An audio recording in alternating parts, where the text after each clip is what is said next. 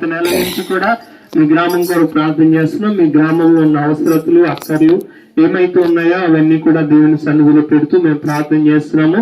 మరి చక్కగా రోడ్లు పడాలని, అలాగే కుళాయిలు పడాలని, అలాగే కరెంటు వసతులు ఇవన్నీ కూడా మరి మంచి చక్కటి స్కూళ్లు ఏర్పాటు కావాలని మేము ప్రార్థన చేస్తూ ఉన్నాం. ప్రత్యేకంగా మరి బుద్ధపాడు గ్రామంలో ఉన్న పెద్దలకు, నాయకులకు కూడా ప్రత్యేకమైన వందనాలు. దేవుని ప్రేమ ఎంతో గొప్పది. ఈ లోకంలో చాలా మంది మనుషులను ప్రేమిస్తూ ఉంటారు, స్వార్థపూరితమైన ప్రేమ ఉంటది. కానీ దేవుని ప్రేమ ఎలాంటిదంటే మానవుడు నశించిపోతున్న మనిషిని వెతికి రక్షించడానికి దేవుని కుమారుడు ఈ లోకానికి వచ్చాడు. ఆయనలో ఎటువంటి స్వార్థం కానీ కల్మషం లేదు.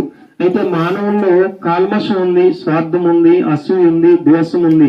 ఇవన్నిటిలోనూ మానవుడు కూరుకుపోవడానికి కారణం ఒకటే పాపము. ఈ పాపం నుంచి విడిపించడానికి దేవుడు ఈ లోకానికి వచ్చాడు.